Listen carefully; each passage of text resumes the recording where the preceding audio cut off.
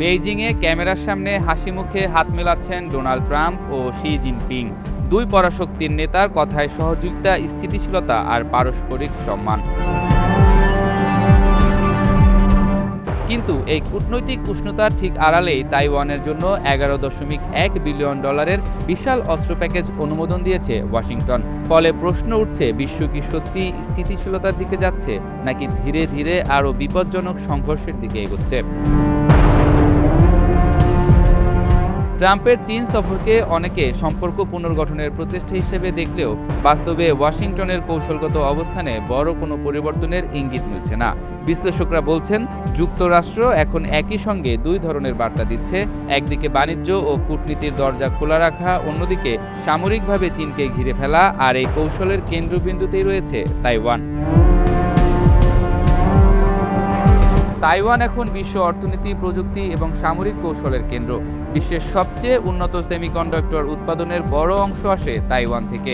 Smartphone থেকে যুদ্ধবিমান, কৃত্রিম বুদ্ধিমত্তা থেকে সুপার কম্পিউটার, প্রায় সবকিছুর জন্য প্রয়োজনীয় চিপের বড় সরবরাহ নির্ভর করে এই ছোট দ্বীপটির উপর। তাই তাইওয়ানের নিয়ন্ত্রণ মানে ভবিষ্যতের প্রযুক্তিগত ক্ষমতার উপর প্রভাব।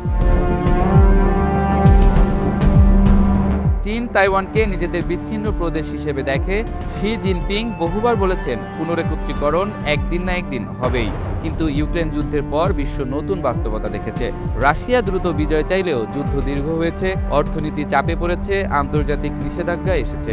বিশ্লেষকদের মতে, বেইজিং এখন বুঝতে পারছে তাইওয়ানের সামরিক অভিযান শুরু করা সহজ হলেও সফলভাবে শেষ করা অত্যন্ত কঠিন। এই জায়গাতেই যুক্তরাষ্ট্রের কৌশলগত কূটনীতি কাজ করছে। ওয়াশিংটনের হিসাব খুব পরিষ্কার, তারা তাইওয়ানকে এতটাই শক্তিশালী করে তুলতে চাইছে যাতে চীনের কাছে সম্ভাব্য আগ্রাসনের খরচ ভয়ঙ্করভাবে বেড়ে যায়। তবে ট্রাম্পের রাজনীতিতে আরেকটি মাত্রাও আছে। তিনি ভূ রাজনীতিকে প্রায় ব্যবসায়িক হিসেবের সঙ্গে মিশিয়ে দেখেন। তাইওয়ানে অস্ত্র বিক্রি শুধু কৌশলগত নয়, এটি মার্কিন প্রতিরক্ষা শিল্পের জন্য বিশাল অর্থনৈতিক সুযোগ। অন্যদিকে চীনও সরাসরি যুদ্ধ চায় বলে মনে করছেন না বিশ্লেষকরা। কারণ তাইওয়ানে হামলা মানে শুধু যুক্তরাষ্ট্রের প্রতিক্রিয়া নয়, বরং জাপান, ফিলিপাইন, অস্ট্রেলিয়া সহ পুরো ইন্দো প্যাসিফিক অঞ্চলে অস্থিতিশীলতা তৈরি হওয়ার ঝুঁকি। দক্ষিণ চীন সাগর থেকে তাইওয়ান প্রণালী পর্যন্ত পুরো অঞ্চল এখন সামরিক উপস্থিতিতে ভারী হয়ে উঠছে। ছোট একটি ভুল হিসাবও বড় সংঘর্ষের রূপ নিতে পারে। বর্তমান বিশ্ব ধীরে ধীরে নতুন ধরনের ঠান্ডা যুদ্ধের দিকে যাচ্ছে। এটি শুধু ট্যাঙ্ক বা মিসাইলের প্রতিযোগিতা নয়, এটি প্রযুক্তি, চিপ, বাণিজ্য, কৃত্রিম বুদ্ধিমত্তা, সমুদ্রপথ এবং প্রভাব বলয়ের যুদ্ধ। যুক্তরাষ্ট্র চাইছে চীনের উত্থানকে নিয়ন্ত্রণ করতে, আর চীন চাইছে আমেরিকার প্রভাবের বাইরে নিজস্ব শক্তির বলয় তৈরি করতে।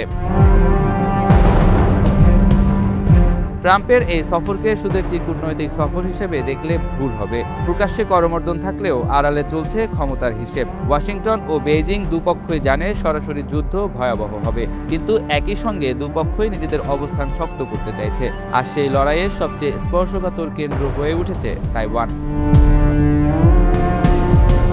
বিশ্ব এখন এমন এক সময়ের দিকে এগোচ্ছে যেখানে যুদ্ধ হয়তো আনুষ্ঠানিকভাবে ঘোষণা হবে না, কিন্তু প্রতিটি অস্ত্র চুক্তি, প্রতিটি সামরিক মহড়া, প্রতিটি কূটনৈতিক সফর হবে ভবিষ্যৎ সংঘাতের নীরব প্রস্তুতি। আর ট্রাম্পের চীন সফরের মাঝেই তাইওয়ানের জন্য এই বিশাল অস্ত্র প্যাকেজ হয়তো সেই বাস্তবতার সবচেয়ে বড় ইঙ্গিত।